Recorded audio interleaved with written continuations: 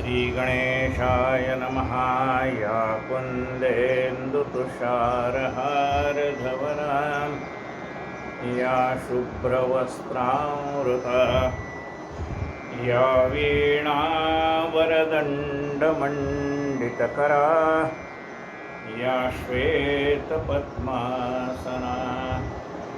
या ब्रह्माच्युतशङ्करप्रभृतिभिर्देवैः सदा वन्दिता सा मां पातु सरस्वती भगवती निःशेषदाढ्यपहा। मूकं करोति वाचालं पङ्गुं लङ्घयते गिरिं यत्कृपातमहं वन्दे परमानन्दमाधवम्। नारायणं नमस्कृत्यं नरं चैव नरोत्तमं देवी सरस्वतीं व्यासं ततो जयमुदीरये। वसुदेवसुतं देवं कंसचाणूरमर्दनं देवकी परमानन्दं कृष्णं वन्दे जगद्गुरुम्। गुरुर्ब्रह्मा गुरुर्विष्णु गुरुर्देवो महेश्वरः गुरुः साक्षात् परब्रह्म तस्मै श्री गुरवे नमः। श्रोता वक्ता श्रीराम समर्थ। जय जय बघता बघता अधिक मास सुद्धा संपत आहे। आज ह्या पुरुषोत्तम मासाचं महात्म्य सांगणारा हा जो अधिक मास कथासार आहे, हे अधिक मासाचं महात्म्य सुद्धा सांगता सांगता हा महिना निघून गेला। आज 31व्या अध्यायाची म्हणजे शेवटच्या अध्यायाची सुरुवात। एखादा आपण संकल्प करावा आणि केलेला संकल्प पूर्ण हो, ही महाराजांची कृपा आहे। म्हणजे एखादा विचार आपल्या मनामध्ये येतो, तीही महाराजांची कृपा आहे, आणि तो संकल्प पूर्ण होतो, ही सुद्धा महाराजांची कृपा आहे। म्हणून त्यांच्या कृपेचं हे सगळं आहे। भगवंत हे तो भगवंताचे देणे, त्या भगवंताचं दया आहे, कृपा आहे, आणि म्हणून हे सगळं घडतं आहे। श्री गणेशाय नमः। नारायण म्हणे, नारदासे पुढील कथा परेसे मृगतीर्थी अधिक मासे स्नाने कपिसी घडली। तेने तो कपित्वासी टाकून दिव्य देवता क्षणतया सन्निध आकाशातून दिव्य विमान पातले। तया माझे वैष्णव लोक बैसले असती अनेक भेरी मृदंग विणादिक वाद्ये सुरे वाजरे गर्जती। गंधर्व किन्नर सुस्वर्गाती देवांगना नृत्य करते। स्वर्ग किंकणी ऋणझुण वाजिते शोभा किती कायवान। ऐसे ते दिव्य विमान पाहून तो दिव्य देहधर कपिस्वमनी अत्यंतचे विस्मय पाहुणे मनाशीच बोलत। हे थे कैसे आले किमर्थ मज पाप्यासी कोठून प्राप्त हे वैमानिक सुख समस्त पुण्यात्म्यासी जीवते असे। ऐसा अंतरी विचार करी तो एक येऊनी दिव्य नारी दयाच्या मस्तकी चंद्रापरी श्वेत छत्र धरिले। आणि दोघे जणी एकसरे तयावरी उडीते चामरे कित्येक त्या मधुरस्वरे गाऊनी पुढे नाचते। हाती घेऊन या तांबूल एक उभी राहिली जवळ स्वर्णभृंगारी गंगाजळ घेऊन पुढे कटे। ऐसे ते वैभव पाहुनी तो दिव्य देही कपी तक्षणी पुढ्यावरील चित्रावाणी निचेष्ट स्वस्थ राहिला। आता त्या मृगतीर्थावरती हा वानर कपी त्याच्या अंगातली सगळी शक्ती गेल्यामुळे या झाडावरून त्या झाडावर उडी मारताना त्या मृगतीर्थ मध्ये पडला। त्याला काय घडलेलं आहे? तीर्थाचं स्नान घडलेलं आहे शेवटचे 3 दिवस। त्यानंतर त्याला आणखीन काय घडलंय, मुखाला व्रण झाल्यामुळे उपवास घडला. हे सगळं त्याला घडलेलं आहे. आता कशामुळे घडलं, काय घडलं, हे आपण काल कथा ऐकलेली आहे की कपीच्या जन्माला येऊन सुद्धा त्याला हे सगळं कसं सुख प्राप्त झालं. म्हणजे अंतरी शेवटच्या काळी का होईना भगवंताचं एखादं ते सांगितलेलं व्रत घडावं, हा त्याचा योग. त्याला न्यायला ज्यावेळेला विमान आला, अनेक अप्सरा आल्या, त्यावेळेला त्याला आश्चर्य वाटलं आणि तो स्तब्ध झाला. विमान आलेलं पाहिजे, कसा स्तब्ध झाला. एखादं चित्र आहे ते कसं स्तब्ध एका जागी आहे, तसं तो म्हणाले की स्तब्ध झाला, आश्चर्यचकितून पाहतच राहिला. आणि मी तर पापी आहे, आणि मी पापी असताना सुद्धा मला न्यायला विमान कसं, असा विचार त्या कपीच्या मनामध्ये आला. ऐसे ते वैभव पाहून येतो दिव्य देही कपी, तक्षणी पुढ्यावली चित्रावाणी निचेष्ट स्वस्थ राहिला. आणि म्हणे आपल्या मनात, मी महापापी दुष्ट अत्यंत, मज हे वैभव लोकातीत कवणे पुण्य लावले. म्या कधीही सर्व जन्मात ऐसे पुण्य नाचरले खचित, की जेणे श्रीहरिपदा प्रत विमानातून जाईन. विचार करतोय मी आयुष्यात कधी असं पुण्य केलं नाही की विमानामध्ये बसून भगवंताच्या लोकाला जाईल. ऐसा तर्क करीत मनी, चलन वलन सर्व टाकून चित्रपटी रेपावाणी तटस्थ जेव्हा राहिला. तये तयाचे हार्द्र जाणून पुण्यशील सुशील दोघे जण हरिदूत तया शिवंदन हस्त जोडून विनीत. आता ह्या कपीने दिव्य देह धारण केला होता. आपला हा मर्त्य देह तिथे चालत नाही, दिव्य देह त्यांनी धारण केला होता. आणि दिव्य देह धारण केलेला पण मनामध्ये विचार करतो की एवढं पुण्य मी कुठं केलंय. अशा विचारामध्ये स्तब्ध झालेला हा कपी पाहून सुशील आणि पुण्यशील नावाचे जे देवदूत होते त्यांनी त्याच्या मनातलं जाणलं की ह्याला वाटतं की आश्चर्य वाटतं की मला कसं विमान न्यायला आलं. मग ते दोन्ही देवदूत हात जोडून त्याला सांगतात, प्रभो चलावे गोलोकाप्रत, कैसा उशीर लावता इथं पूर्ण पुरुषोत्तमाचे सान्निध्य सांप्रत तुम्हा प्राप्त झाल्यास. त्याला म्हणाले गोलोकात आपल्याला जायचं आहे, आता इथं पृथ्वीवर जास्ती वेळ काढू नका, चला. ती तयाची ऐकून वाणी कपी म्हणे, ही माझी अजूनही असंख्य पापकर्मे भुवनी भोगावयाची आहेत. कपी म्हणतो की मला अजून अनेक पापाचे भोग भोगायचे शिल्लक आहे, आणि मग तुम्ही मला कशी घेऊन चालले. आज कोणत्या पुण्य निगुती माझ्या पापाची झाली निष्कृती, की जेणे मी त्या गोलोकाप्रती अनायासे पावेन. मग अशी माझ्या पापाची निष्कृती कशाने झाली. आपण काय विचार करतोय की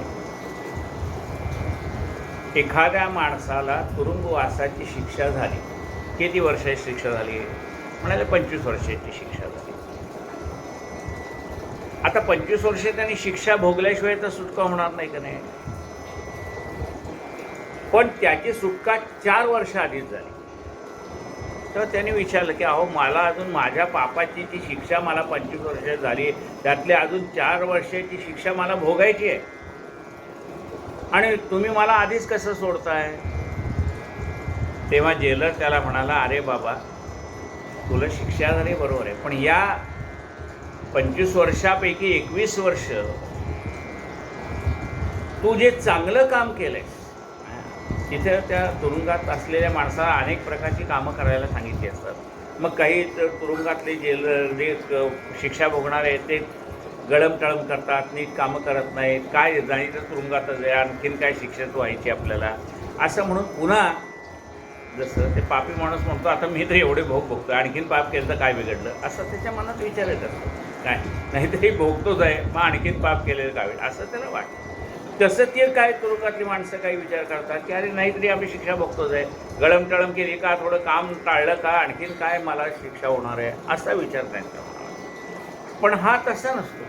ज्याला लवकर सोडले 4 वर्ष, त्यांनी प्रामाणिकपणे ती शिक्षा भोगलेली असते, त्याही काळामध्ये काहीतरी चांगली कामं केलेली असतात, अनेकांना त्या तुरुंगातल्या त्यांच्या सहकार्यानं सुधारण्याचं काम केलेलं असतं. मग ह्या सगळ्या चांगलेपणाची बक्षिसी म्हणून त्याला काय केलंय, त्याची 4 वर्षाची शिक्षा कमी करून टाकली. तसं माणसाच्या हातून सत्कर्म जर घडली तर त्याचे जे भोग आहेत ते भोग कमी होऊन जातात.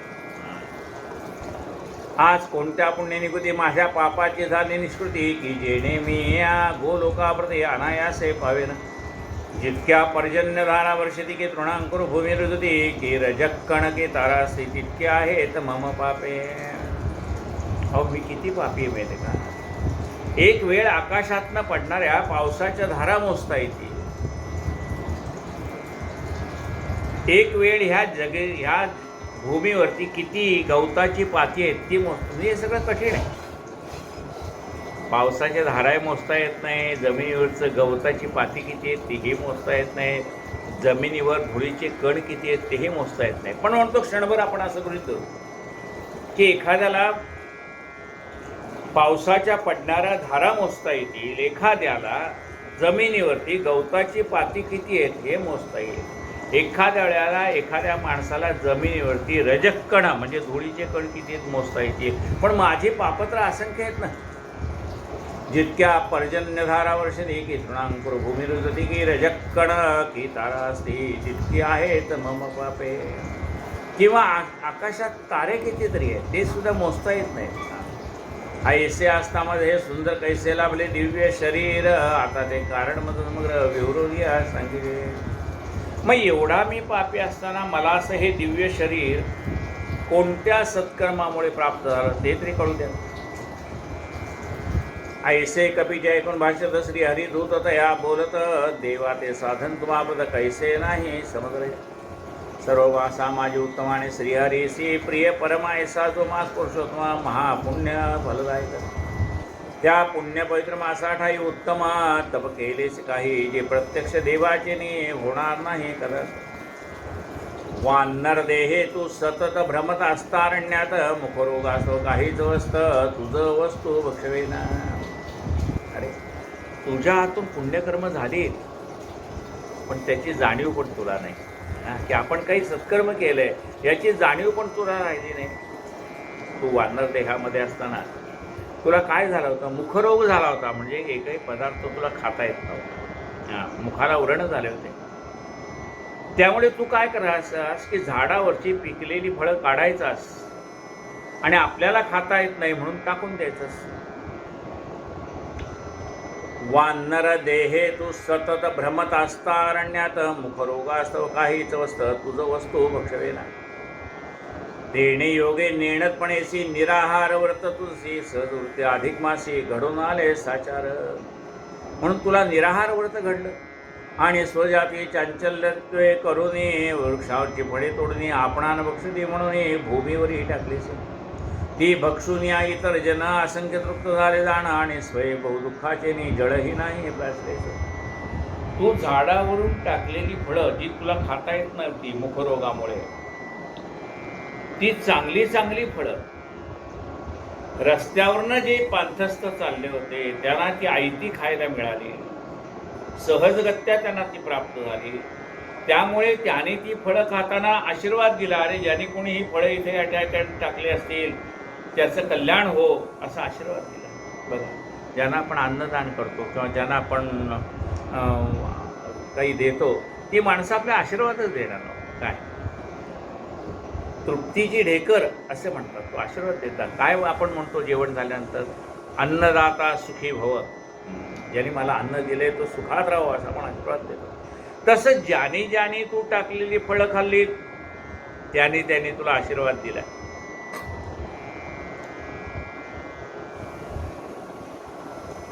ती भक्षोनिया इतर जन असंख्य तृप्त झाले जाण आणि स्वयंभू दुःखाचे जळही नाही प्राशलेस.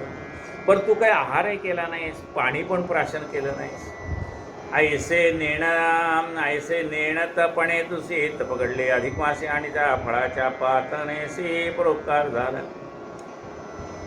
आणि शीतवात तप घोर राहिले साहिलेस तू निरंतर मृगतीर्थी पडून 5 दिन राहिलासी शेवटचे 5 दिवस दशमीपासून अमावस्येपर्यंत 5 दिवस तू त्या पाण्यामध्ये पडून होतास ती 5 स्नाने झाली तू जशी आणि एवं पुरुषोत्तम असे रुग्णावस्थेत अज्ञानेसी उत्तम तव घडलेले तेची सफळ झाले समजतो तो अनुभवले हे सांप्रत व्याजय हे केले अधिक मासात सफळ होते तू जैसे मग जाणून मास प्रभावासी यथाविधी भक्तिभावाशी सत्कर्म करता अधिक मासी काय फळासी वानावे अजाणतेपणे घडलेल्या पुण्यकर्माने जर तुला फळ प्राप्त होतं तर त्याने हे पुण्यफळ प्राप्त व्हावे ह्या हेतूने केले त्याला पुण्यफल प्राप्त होईल यात काय संशय आहे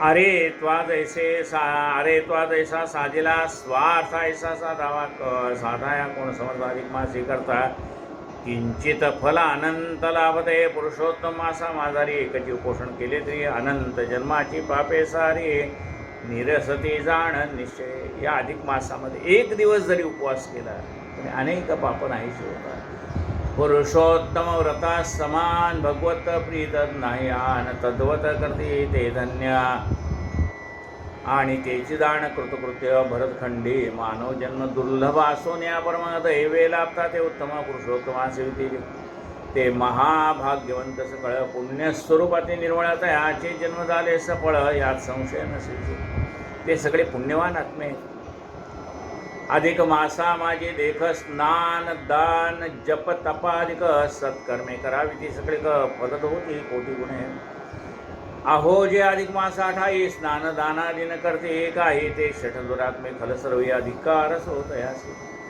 इतर महिन्यामध्ये ही पुण्यकर्म केली तरी पुण्य लागतं पण अधिक मासामध्ये त्याचं अधिक पुण्य लागतं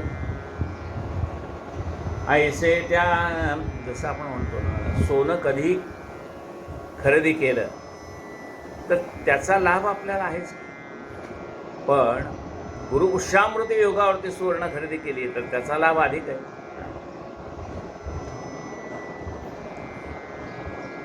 अधिक मासा माझे देख स्नान दानादी जप तपाधिक सत्कर्मे करावी ती सगळी फलत होती कोटी अहो जे अधिक मासा 28 स्नान दानादी न करते काही ते षटदुरात्मे खर सर्व धिक्कारच होत ऐसे त्या श्री हरिदूताने कथिले ते सर्व ऐकूने तो दिव्य देही कपी स्वमने अत्यंत चकित झाला पुलकांकित झाले शरीरांतरी उदेला गहिवर मग तीर्थ देवाशी नमस्कार केला सादर भक्तीने ते ऐकून त्या कपिला मग आनंद झाला त्याने मृगतीर्थाला नमस्कार केला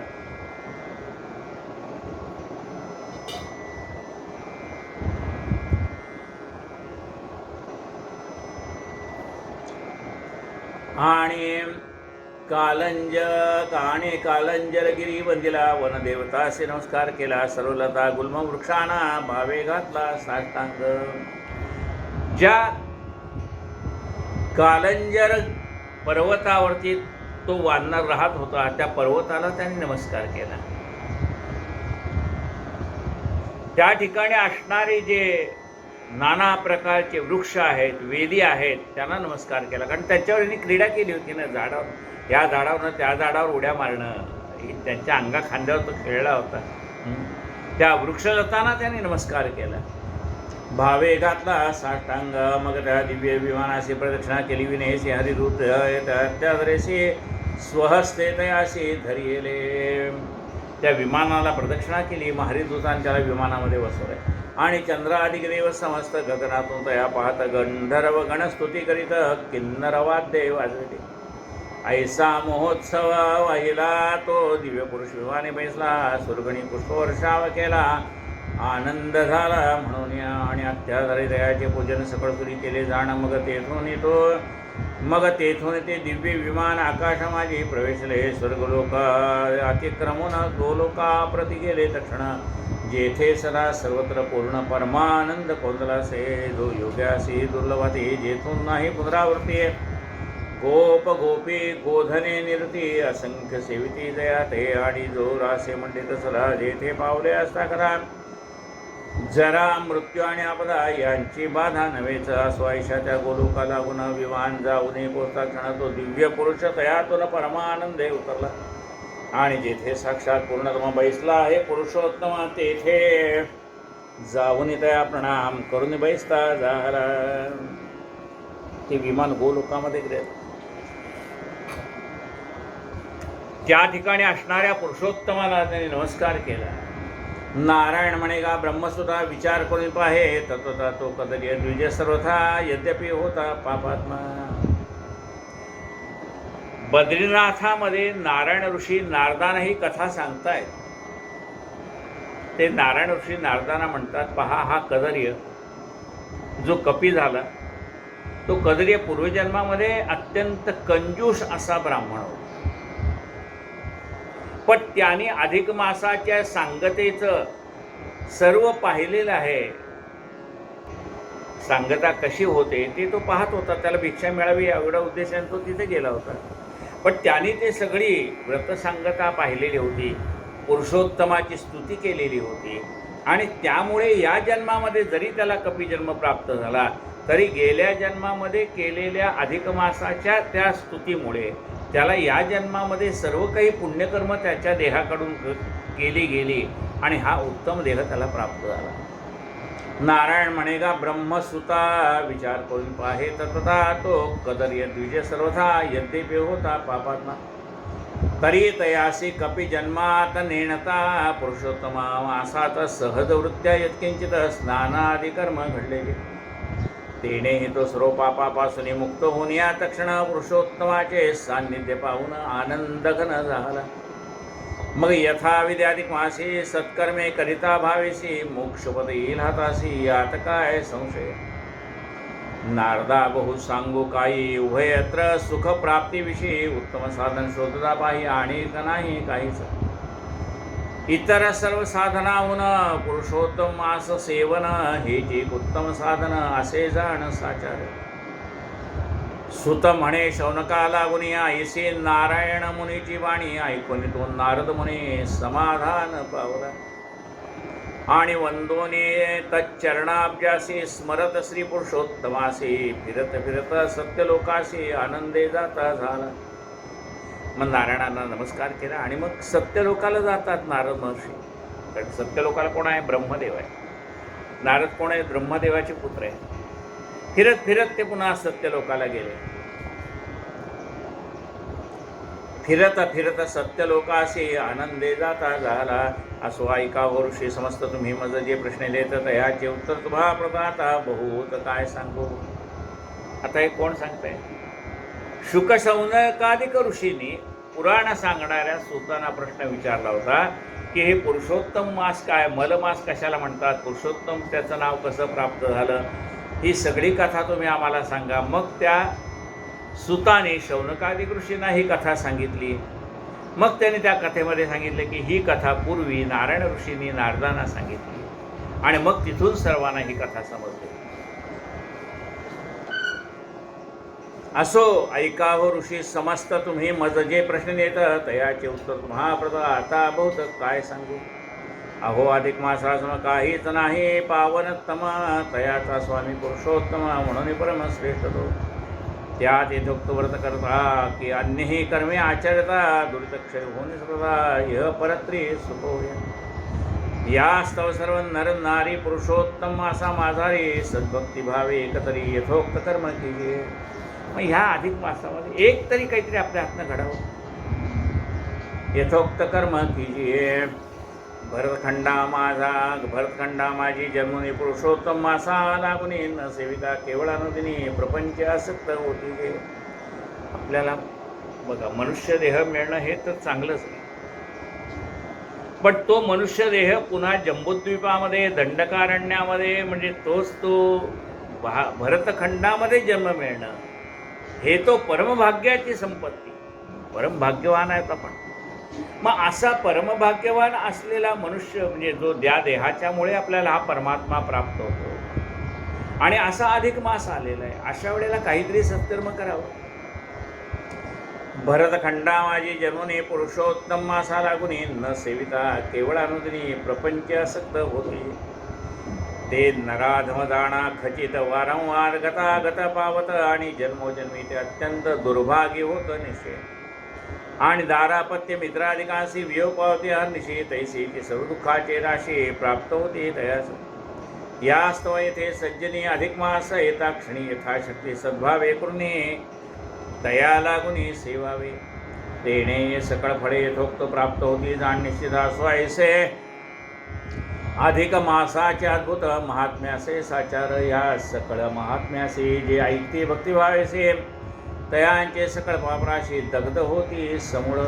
हे अधिक मासाचं महात्म्य जे कोणी ऐकतायत त्यांची सगळी पापं नाहीशी होतात आणि तयांचे सर्व मनोरथ पुरितो श्री गोलोकनाथ. एतद्विषयी तुम्ही मनात संशय काही न धरावा. याचा एक अध्याय तरी जो भक्तिभावे श्रवण करी तया सर्व तीर्थस्नानाचे सत्री फळ निर्धारी लाभते. आता ह्या अधिक मासामध्ये जेवढे अध्याय आहेत 31 अध्याय आहेत त्यातला एक जरी अध्याय तुम्ही ऐकला असला तरी तुम्हाला ते पुण्य प्राप्त होतं.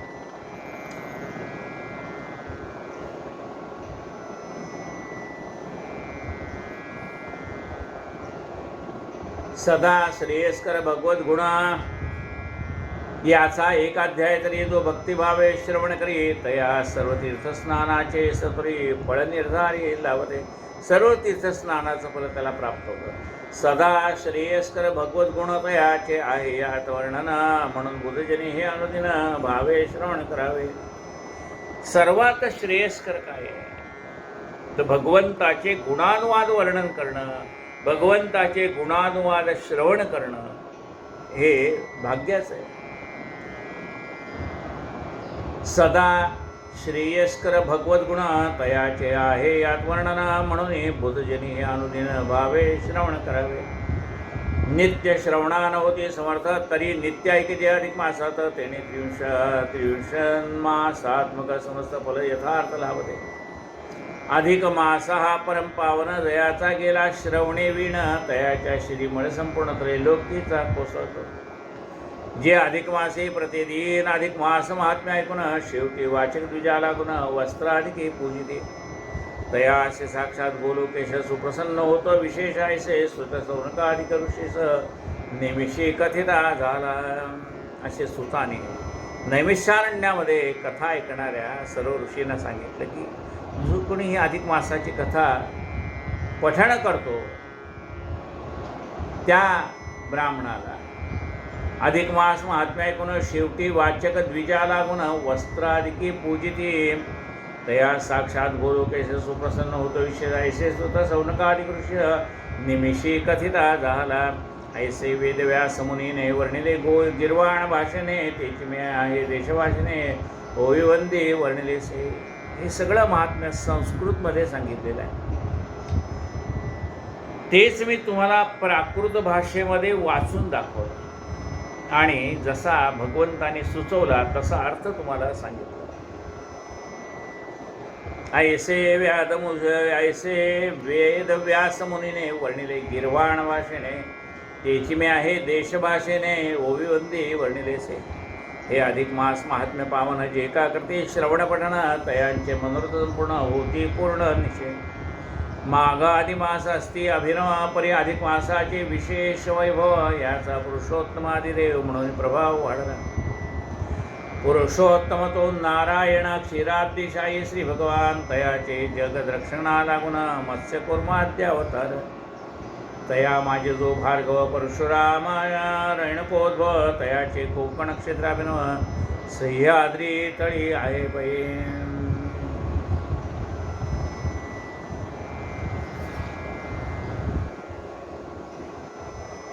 असा पुरुषोत्तम ज्याचा अवतार परशुराम ज्यांनी कोकण प्रांत निर्माण केला. त्या कोकण प्रांतामध्ये राजापूर नावाचं एक शहर प्रसिद्ध आहे. तेथे राजापूर नामे प्रसिद्ध नगरी आहे पूर्वसिद्ध. तत्समीप धूतपापेश्वराविद ग्राम विशुद्ध आहे तो.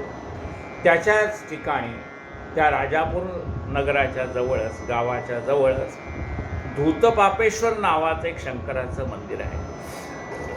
गावाचं नाव धूतपापेश्वर. धूतपापेश्वर अभिला ग्राम विशुद्ध आहे जो.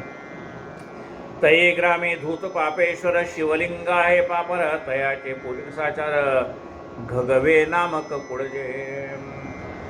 त्या गावामध्ये धूतपापेश्वर नावाचं मंदिर आहे शंकराचं. आता ह्या शंकराच्या मंदिराच्या नावावरूनच त्याला ते धूतपापेश्वर हे नाव पडलेले त्या गावाला. तये ग्रामे धूतपापेश्वर शिवलिंग आहे पापहर, तयाचे पूजक साचार घगवे नामक कुडजे. त्या शंकराची पूजा करणारे जे गुरुजी आहेत त्यांचं नाव आहे घगवे नावाचे गुरुजी होते.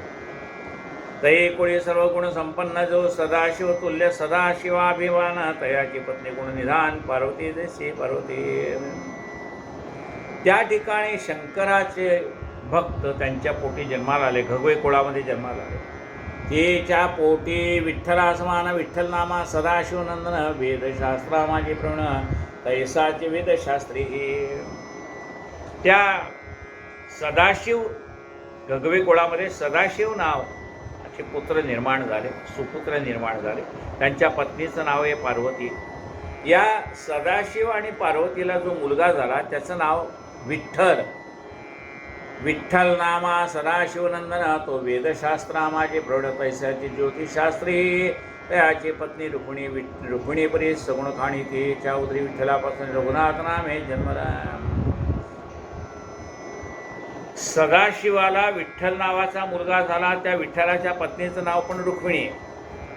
या विठ्ठल आणि रुक्मिणीच्या पोटी जो जन्माला आला त्याचं नाव आहे रघुनाथ. रघुनाथ नामे जन्मला, तो प्रसिद्ध रघुनाथ शास्त्री. आणि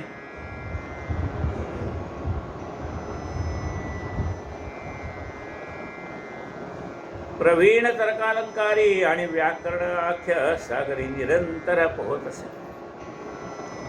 या विठ्ठल आणि रुक्मिणीला मुलगा झाला, त्याचं नाव रघुनाथ शास्त्री. तर्कालंकार, तर्कशास्त्रामध्ये प्रवीण होते म्हणून तर्कालंकार अशी त्यांना पदवी प्राप्त झालेली. व्याकरणाचा अभ्यास त्यांचा उदंड होता म्हणून त्यांना व्याकरणशास्त्री पण म्हणत होते. तयाची पत्नी सती सीता, आणि हीच होय माझी माता. त्यांच्या पत्नीचं नाव होतं सीता. रघुनाथ आणि त्याच्या पत्नीचं नाव सीता. हे कसे होते? तर्कालंकारी होते, शास्त्रीय होते, व्याकरणातले तज्ज्ञ होते.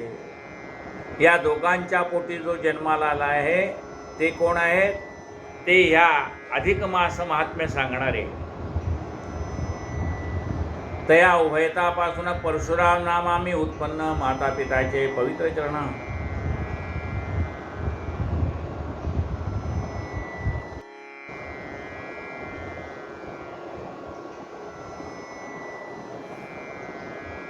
सदांतरी ध्यात असे. त्यांचा मुलगा मी परशुराम.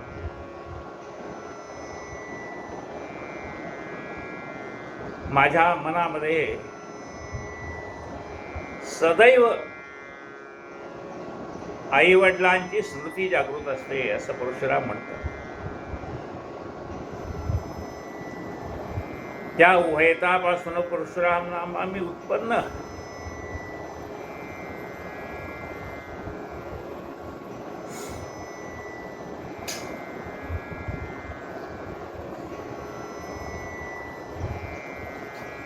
माता पित्यांचे पवित्र चरण.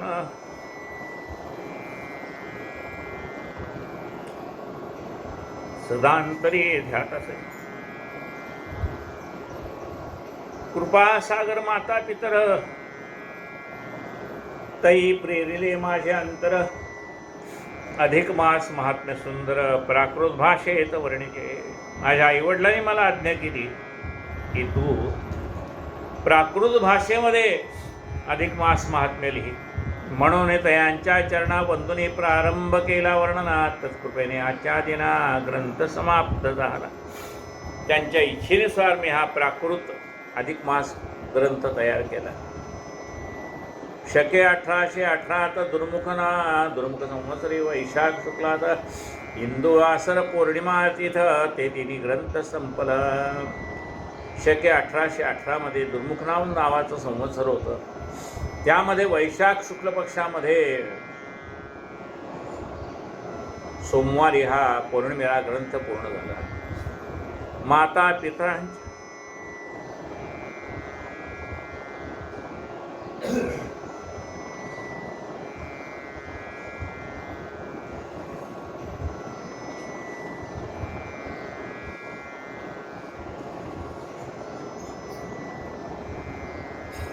माता पितरांच्या कृपे करून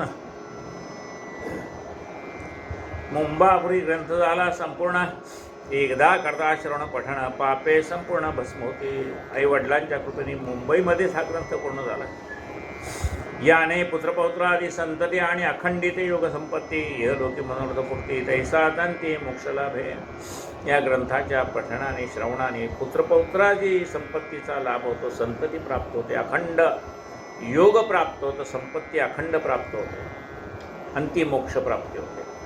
या 31 अध्याय ग्रंथे सर्वथा प्रीती हा 31 अध्याय ग्रंथ सर्वथा प्रीती पाओ गोलोकनाथा. या ग्रंथाचा मूळ करता गोलोकनाथ असे पै. जेणे अंतरी तेणे अंतरी जे जे प्रेरले ते ते ते पात्री लिहिले न्यूनास्व.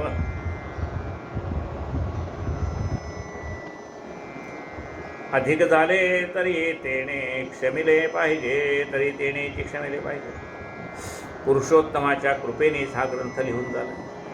यामध्ये काही अधिक झाला असेल तर त्या पुरुषोत्तमानेच क्षमा करावी.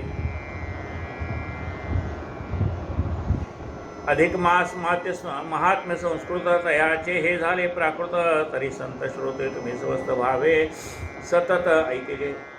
या 31 अध्याया भीतरे जे विस्तारे आहे कथा सुंदर, तेची संक्षेपे श्लोकी सादर सावधानत्रे ऐकेजे.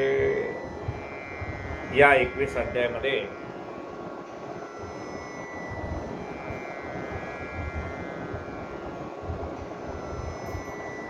ज्या कथा आलेल्या आहेत त्यात आपण ऐकूया.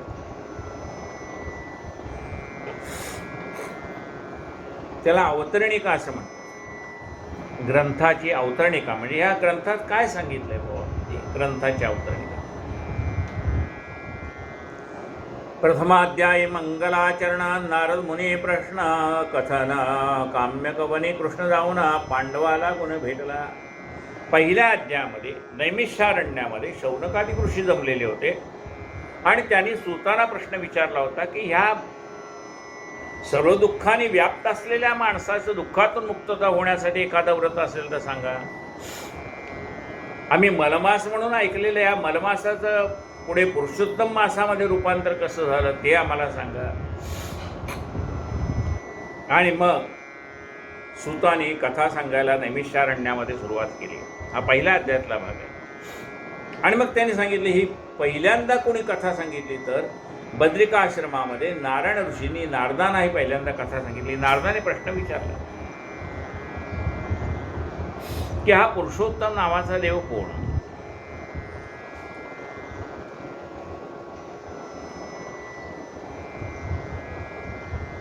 द्वितीयाध्याय अधिक मासाचे वैकुंठागमन सांगून साचे अधिक मासास श्री विष्णूचे गोलोकगमन वर्णिले. दुसऱ्या अध्यायामध्ये हा मलमास ज्याला अधिक मास म्हणतो तो विष्णूला शरण गेलेला आहे, म्हणा मला कोणी स्वामी नाही. आणि मग विष्णू त्याला घेऊन गोलोकामध्ये जातात.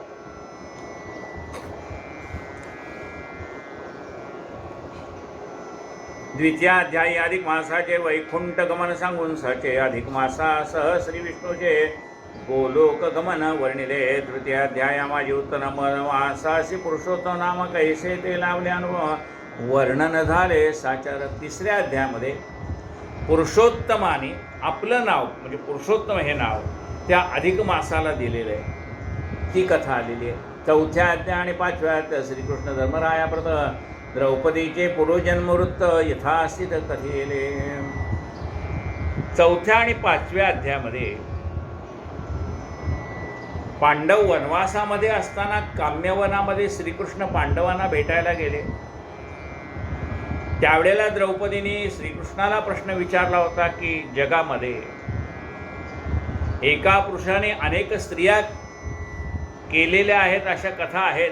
म्हणजे राजाला अनेक राण्या होत्या अशा कथा आपण ऐकलेल्या आहेत, पण एका स्त्रीला 5 पती अशी कथा आपण कधी ऐकलेली नाही. मग द्रौपदी कृष्णाला म्हणते, हे माझ्या वाट्याला का आलं?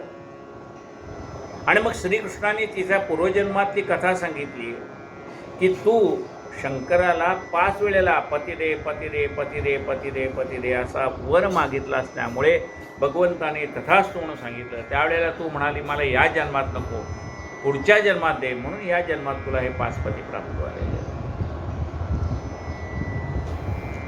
आणि ह्या कथा आहेत, पण त्यातलं अध्यात्म आपल्याला लक्षात घ्यायला पाहिजे. कथा सांगितली जाते, पण त्यातलं अध्यात्म काय आहे? तर एका स्त्रीला 5 पती, तसं ह्या एका जीवाला 5 पती म्हणजे पंचविषय आहेत. ते 5ही विषय म्हणतात माझ्याकडे लक्ष द्या, डोळे म्हणतं माझ्याकडे लक्ष द्या, पाहणे हा त्याचा विषय आहे. त्या जीवाची ओढताण होते. पण आता एका स्त्रीला 5 पती प्रत्येक जर म्हणायला माझ्याकडे लक्ष दे, तर त्या एका स्त्रीची किती घालमेल होईल?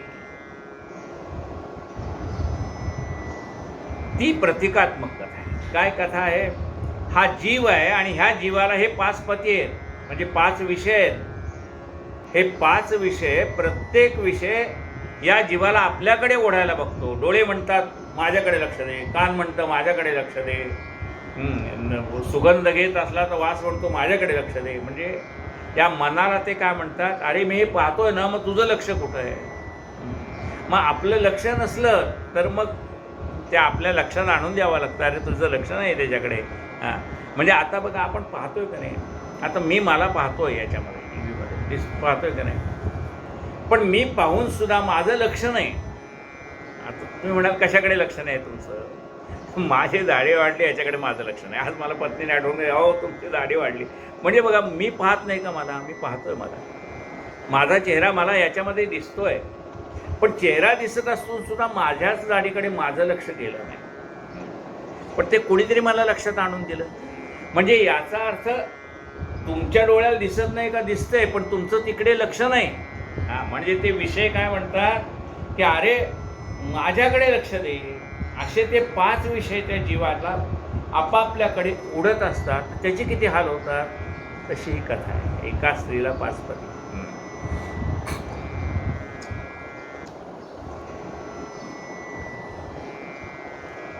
चौथ्या आणि 5व्या श्रीकृष्णे धर्मराया प्रता द्रौपदीचे पूर्वजन्मवृत्त यथा अस्ति तर कथेले. 4थ्या आणि 5व्या अध्यायामध्ये द्रौपदीची पूर्वजन्मातली कथा सांगितली. 6, 7 आणि 8 या 3 अध्यायात चोखड धृडधन्वाख्यान प्रसंग स्पष्ट सुदेवाख्यान वर्णिले. 6वा, 7वा आणि 8व्या अध्यायामध्ये धृडधन्वा राजाने वाल्मिक ऋषींना प्रश्न विचारला आहे की मला हे सगळं ऐश्वर्य प्राप्त झालं, पण मला एका प्रश्नाचं उत्तर मिळालं नाही की मला एक पोपट भेटला होता वाटेमध्ये. तो मनुष्यवाणीने बोलत होता, मी सर्व माझी आणि सैन्याची चुकामुक झाली होती.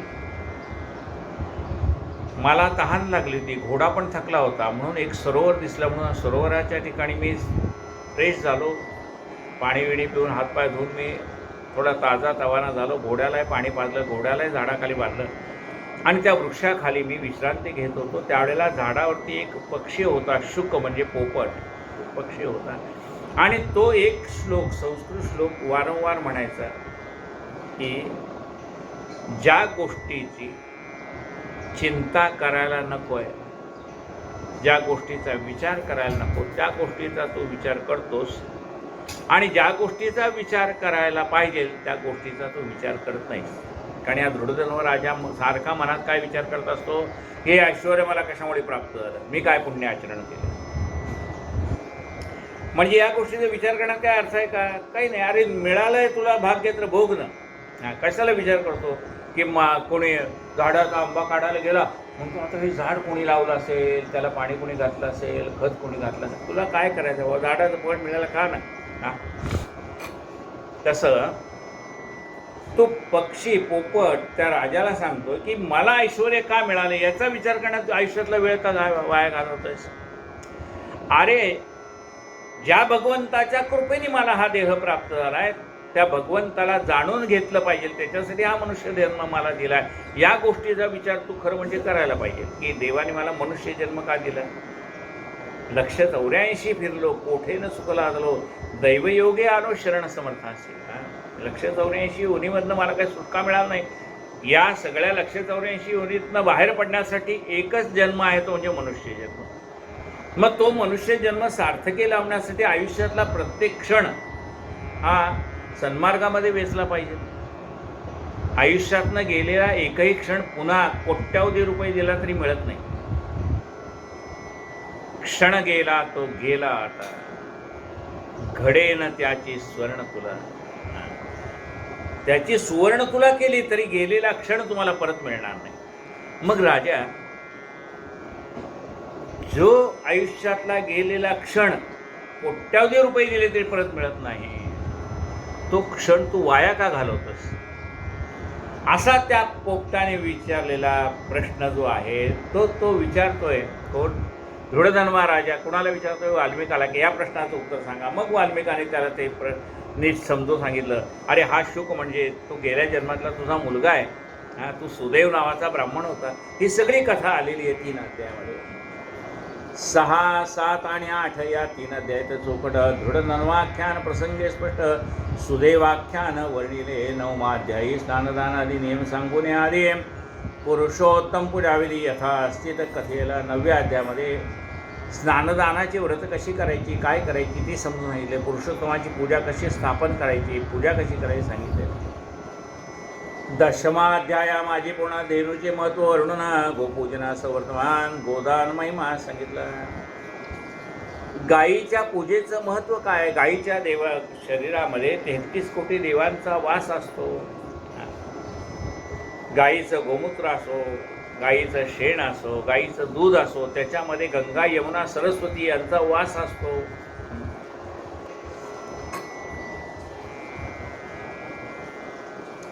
दशमा अध्याया माझी पूर्ण धेनूचे महत्त्व वर्णन, गोपूजनाचं वर्तमान, गोदान महात्म्य सांगितले. गायीचं दान करण्यात सांगितले. 11 अध्यायी विप्र पूजेचे महत्त्व वर्णन, यासाठी ब्रह्मस्वापहार दोषाचे विवरण केले असे. 11व्या अध्यायामध्ये ब्राह्मण पूजेचं महत्त्व सांगितलंय.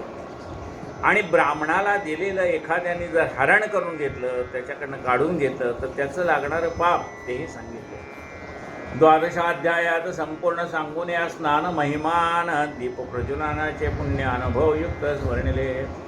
12व्या अध्यायामध्ये स्नान महात्म्य सांगितलंय आणि देवापुढे दिवा लावण्याचं महत्त्व काय आहे, दुसऱ्यांनी लावलेला दिवा रक्षण करण्याचं महत्त्व काय आहे ते सांगितलंय. आणि दुसऱ्यांनी लावलेला दिवा विझवला तर त्याचं पाप काय आहे तेही सांगितलंय. आणि दीपोच्छेदाचे फळघोर विमलेसी मिळाले. साचार वृत्तांत साध्यंत 13 अध्याय कथेला. 12व्या अध्यायामध्ये दीपच्छेदनाचं फळ, त्याला भोग कसे भोगावे लागले विमलेला ते सांगितले. 14 आणि 15 दीप महात्म्य वर्णन प्रसंगीचे मणिग्रीवाख्यान विस्तारेशी कथले असे दसाळ. 14व्या आणि 15व्या अध्यायामध्ये मणिग्रीवाची कथा आलेली आहे. त्याला दीप लावण्यासाठी सांगितलेलं आहे. त्यांनी दिव्याची पूजा केलेली आहे आणि त्याला फळ प्राप्त आहे. 16 भगवन् नाम महिमा, अन्नदानाची गती उत्तमा, उपवास व्रत नियमा यथास्थित वर्णिले. 16व्या अध्यायामध्ये भगवन् नामाचा महिमा वर्णन केलेला आहे. अन्नदानाची गती उत्तम कसं आहे ते सांगितलं. देवाच्या नामाचा महिमा काय आहे, तर एका साधूने एका माणसाला देवाचं नाव घ्या म्हणून सांगितलं. तो म्हणाला, देवाचं नाव घेऊन मला काय प्राप्त होणार? ते म्हणलं, अरे देवाच्या नामाची महती ब्रह्मादिकांना कळत नाही.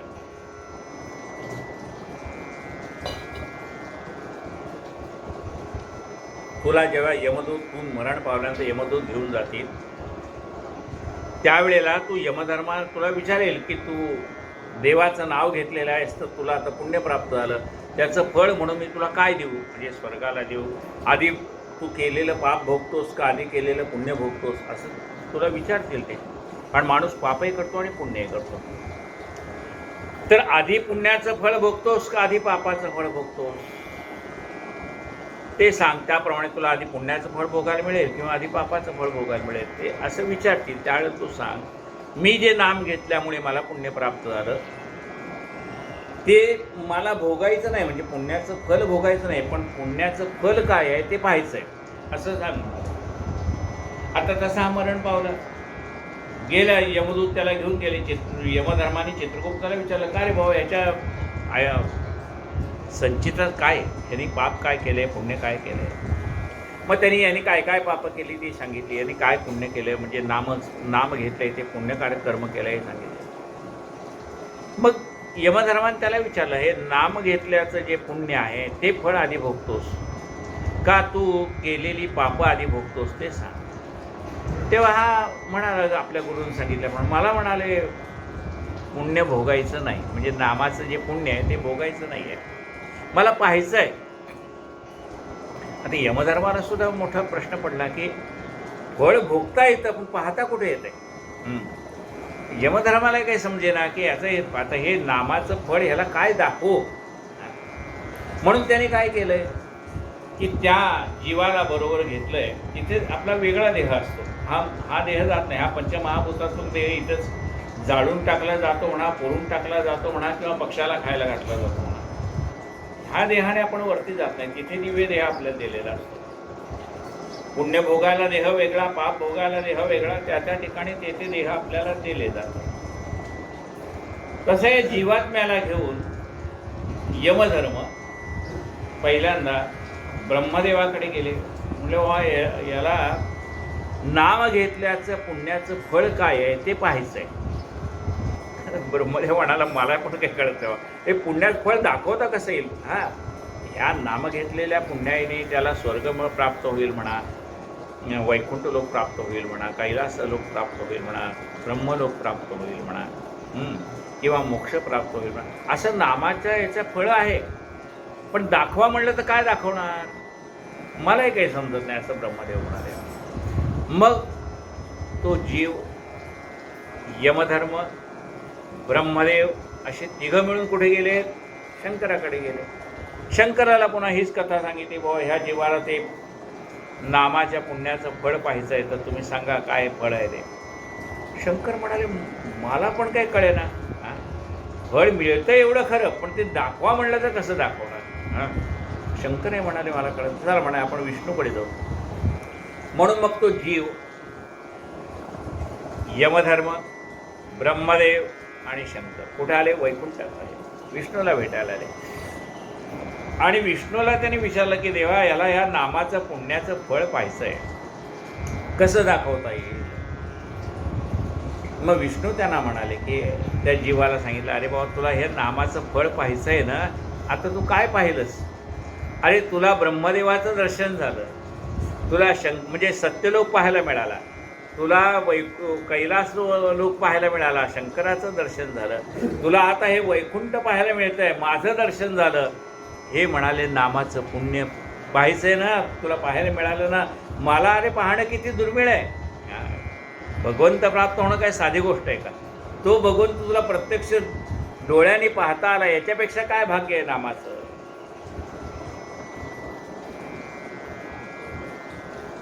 षोडशात भगवन्नाम महिमा, अन्नदानाची गती उत्तमा, उपवास व्रत नियमा यथास्थित वर्णिले. अन्नदानाचं महत्त्व सांगितलं आहे, उपवासाचं व्रत सांगितलेलं आहे 16व्या अध्यायामध्ये. मौन भोजन व्रत 17व्यात आणि वैधृती पौर्णिमा व्यतिपात या 3 पर्वाचे महात्म्य समजतं 18व्यात सांगितले. 17व्या अध्यायामध्ये मौन भोजन व्रताची कथा सांगितलेली आहे आणि 18व्या अध्यायामध्ये वैधृती योग, पौर्णिमा आणि व्यतिपात यांचं वर्णन 18व्या अध्यायामध्ये आलेलं आहे. आमा द्वादश महात्म्य कथन 19व्यात झाले पूर्ण आणि अप्सरा शाप विवेचन सर्व कथिले 20व्यात. 19व्या अध्यायामध्ये द्वादशी व्रताचं महात्म्य आलेलं आहे आणि अमावस्येचं महात्म्य आलेलं आहे आणि अप्सरा तिला मिळालेल्या शापातनं मुक्त कशी झाली ती कथा आलेली आहे. 20व्यामध्ये अप्सरा शाप विमोचनाची कथा आलेली. स्नान महिमा प्रसंगी श्री प्रेतमोक्ष कथेला 21. 22व्या सातशे प्रेतासी आणि राक्षसा मोक्षला मला. 21व्या अध्यायामध्ये स्नान महिम्याचं, स्नानाचं पुण्य, त्याचं महात्म्य सांगितलं आहे. त्यांनी एका प्रेताचा उद्धार केला हे सांगितलं. आणि 22व्या अध्यायामध्ये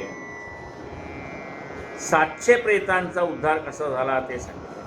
23व्या अध्यायात एकांत उपवास होता आणि विप्रसेवेचा अद्भुत प्रभाव समस्त वर्णिला. 23व्या अध्यायामध्ये एकांत उपवास व्रत म्हणजे काय, ब्राह्मणाच्या सेवेचं फळ काय ते वर्णन केले. 24व्यात अति निर्मळ अनेक विधानांचे फळ आणि मेनाव्रत कथा सोज्वळ सविस्तर कथेली. 24व्या अध्यायामध्ये अनेक प्रकारच्या दानांचं फळ काय ते सांगितलंय.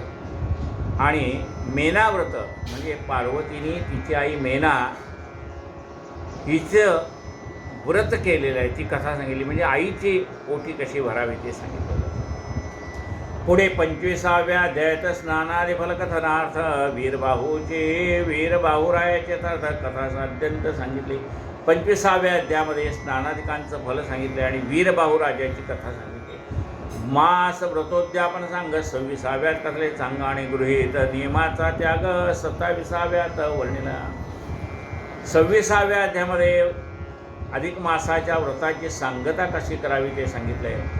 27व्या अध्यायामध्ये आपण जे काही नियम धारण केलेले आहेत त्या नियमांचा त्याग कसा करावा सांगितलाय. 28व्यात शोभन सुमती रायाचे आख्यान, 28व्या अध्यायामध्ये सुमती राजाची कथा आलेली आहे. पुढे अध्यायद्वये पूर्ण कदर्योपाख्यान सांगितले. पुढच्या शेवटच्या 2 अध्यायामध्ये कदर्यो म्हणजे अत्यंत कंजूस असणारा कदर्यू नावाचा ब्राह्मण, त्याची कथा आलेली आहे. पुढे त्याला वानर जन्म प्राप्त झाला. पुढे अध्याय पूर्ण कदर्योपाख्यान सांगितले. शेवटी 31व्यात निर्मळ कदर्य मोक्षप्राप्ती सकळ. 31व्या अध्यायामध्ये त्या कदर्याला कपी कुळातनं मोक्ष कसा प्राप्त झाला ते सांगितलेले आहे. कदर्य मोक्षप्राप्ती सकळ आणि ग्रंथ पठण श्रवण फळ वर्णून ग्रंथ संपवला. आणि या ग्रंथाचं पठण करा आणि श्रवणाचं फळ काय आहे ते सांगितले आणि ग्रंथाची समाप्ती केलेली आहे. हा 31अध्यायात्मक ग्रंथ झाला. अलौकिक भक्तिभावे संत सकळिक श्रवण पठण करत असा हा 31वा अध्याय. 31 अध्यायाचा ग्रंथ भक्तिभावाने सर्व संत महात्म्याने श्रवण करावा, पठण करावा. आता जोडून या करद्वयासी प्रार्थितो सकळ सज्जनासी प्राकृत भाषाई कथायसी यथामती वर्ती.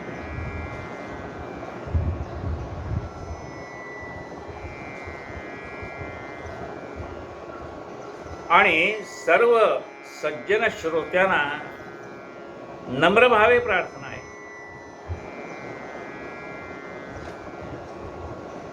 आता जोडून या करद्वयासी प्रार्थितो सकळ सज्जनासी प्राकृत भाषी कथायसी यथामती वर्णली. म्या प्राकृत भाषेतली कथा यथाशक्ती मी वर्णन करून सांगितली. यात काही कमी जास्ती झाला असेल तर सज्जनांनी मला माफ करावं. न्यूनाधिकता झाली असेल तरी सज्जनी होण्या दयाळ मज मानून आपला बाळ क्षमा केली पाहिजे. श्रोत्यांनी आपण आपल्या मुलाला जशी क्षमा करतो तशी मला क्षमा करावी. हा ग्रंथ पावनोत्तम याने प्रसन्न पुरुषोत्तम श्रोता वक्त्याला की परम भुक्तिमुक्ती देवसर. या उत्तम ग्रंथाचं आपण श्रवण केले, पठण केले, त्यामुळे श्रोता आणि वक्ता या दोघांनाही भुक्तिमुक्ती प्राप्त होतं. इति श्री अधिक मास महात्म्य सार बृहन्नारदीय पद्माधार सज्जन श्रोत्या एकचित्र 31तमोऽध्याय घोडा. इति श्री 31तमोऽध्याय श्री पुरुषोत्तमार्पणस्तु. शुभम भवतु श्रीरस्तु. श्री अधिक मास महात्म्य समाप्त. या ठिकाणी अधिक मास महात्म्य पूर्ण झालेलं आहे. आता उद्यापासून आपल्याला देवी महात्म्य ऐकायचं. सर्व श्रोत्यांना विचारलं होतं की तुमची ऐकण्याची इच्छा असेल तर भगवंताच्या कृपेने, महाराजांच्या कृपेने आईसाहेबांच्या कृपेने ते महात्म्य वर्णन करून सांगूयात. तर सगळ्या श्रोत्यांनी त्याला अनुमोदन दिलेलं आहे आणि म्हणून सगळ्यांच्या इच्छेने आता हे देवी महात्म्य उद्यापासून आपण ऐकणार आहोत.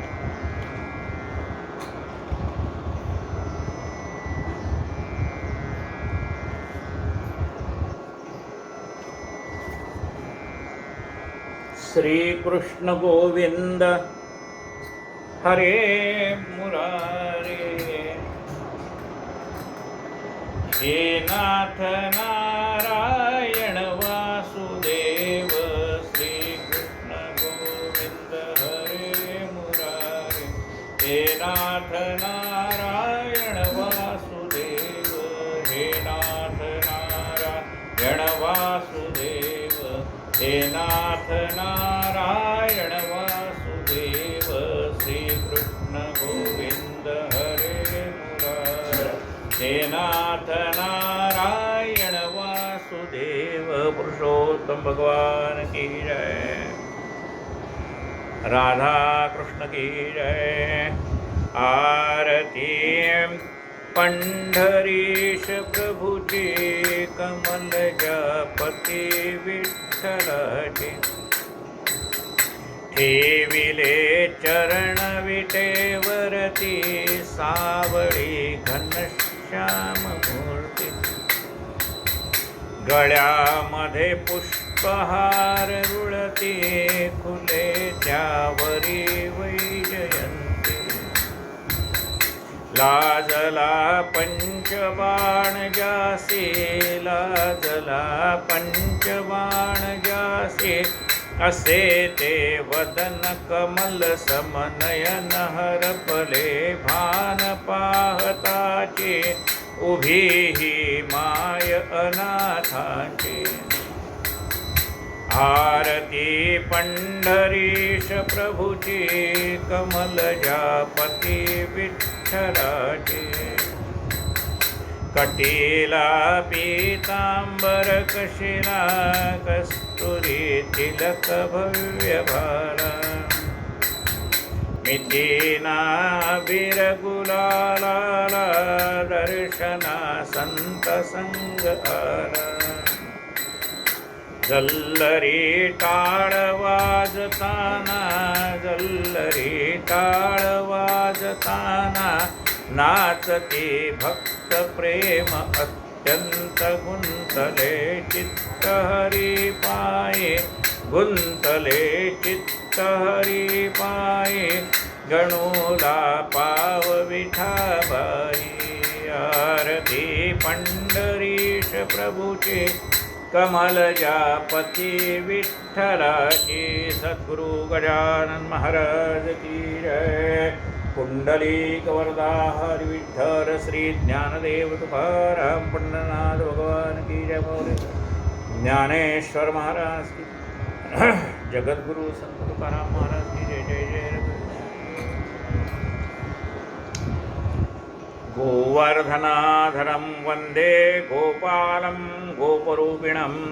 गोकुलोत्सवमेशानं गोविन्दं गोपिकाप्रियं.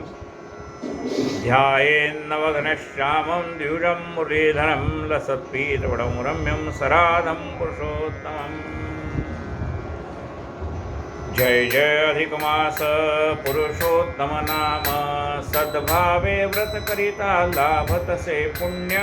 जय देव दीन मनोनी कृष्ण उद्धार केला. निज नामे पुरुषोत्तम धन्य तुला केला. दाने त्यागे स्नाने पूजा जपमाला. व्रताचरण फलदायी निश्चय ठरविला. निस्वार्थे परमात्मे हरिसी तू दैन्य. सद्भावे व्रत करिता लाभतसे पुण्य. जय जय अधिकमास पुरुषोत्तम नाम. सद्भावे व्रत करिता लाभतसे पुण्य. जय देव पुरुषोत्तम महिमा तो दुर्वासे कचिला. मेधावी कन्येला तो नच आवडला. हरी शिवपूजा करण्या सांगून याती जला पांडव पत्नी म्हणून जन्मधन्य केला वनवासी पंडुसुता कथिले महिमान सद्भावे व्रत करिता लाभतसे पुण्य जय जय अधिक मास पुरुषोत्तम नाम सद्भावे व्रत करिता लाभतसे पुण्य जय देव अधिक मासा माझी दाने जे देती दीप निरंतर देवा पुढतील गीते राधा कृष्णाची ही पूजा जे करीते अथवा उपवासा मासभरी धरिते अनारसे 33 ज्या माता दान सद्भावे व्रत करिता लाभतसे पुण्य जय जय अधिक मास पुरुषोत्तम नाम सद्भावे व्रत करिता लाभतसे पुण्य जय देव दृढधन्व्याला पोपट करीतो उपदेश गत जन्मीची सांगे पुण्या इतिहास अधिक मासी घडता स्नाने उपवास पुनरुज्जीवन लाभे मृत तत्पुत्रास सुदेव विप्रासी फलप्राप्त पूर्ण सद्भावे व्रत करिता लाभतसे पुण्य जय जय अधिक मास पुरुषोत्तम नाम सद्भावे व्रत करिता लाभतसे पुण्य जय देव राणी मणिग्रीवादे गुरुदेव बोले पुरुषोत्तम मासाचे व्रत त्या सांगितले त्याला पुढच्या जन्मी सुख प्राप्त झाले चित्रबाहू म्हणून या वैभव भोगिले सहज जरी व्रत घडले तरी होई धन्य सद्भावे व्रत करिता लाभतसे पुण्य जय जय अधिक मास पुरुषोत्तम नाम सद्भावे व्रत करिता लाभतसे पुण्य जय देव कदरियू अख्यान नारायण कथिते दुर्गती होऊन आहे प्राप्त पुण्य अंके वानर जन्मातून स्वर्गाची प्राप्ती मासभरी उपवासे तयास होईची कथा पुराणामधल्या कित्येक अन्य सद्भावे व्रत करिता लाभतसे पुण्य जय जय अधिक मास पुरुषोत्तम नाम सद्भावे व्रत करिता लाभतसे पुण्य जय देव धर्म सत्य मर्यादा नीती आचरणे कैसे पुण्य करावे दंपती जीवने अनेक ऋषी वचने ऐकावी श्रवणे महात्म्य पोथी वाचन करणे सर्वाने निस्वार्थे वागावे तोच धर्म मान्य सद्भावे व्रत करिता लाभतसे पुण्य जय जय अधिक मास पुरुषोत्तम नाम सद्भावे व्रत करिता लाभतसे पुण्य जय देव गाविंद्रांगण वंदीन चरण डोळ्यानि पाहि तुझे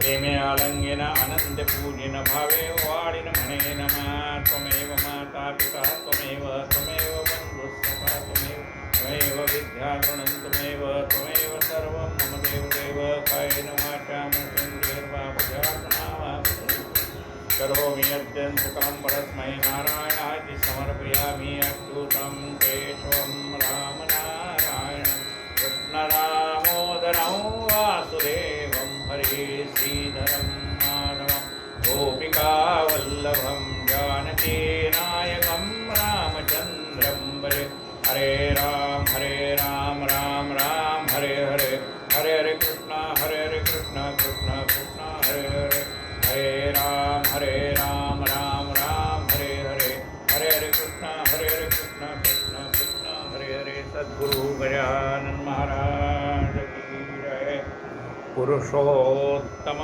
भगवान की जय पुंडरीक वरदा हरि विठ्ठल श्री ज्ञानदेव तुकाराम पंढरीनाथ भगवान की जय माऊली ज्ञानेश्वर महाराज की जय जगद्गुरु संत तुकाराम महाराज की जय जय रघुवीर समर्थ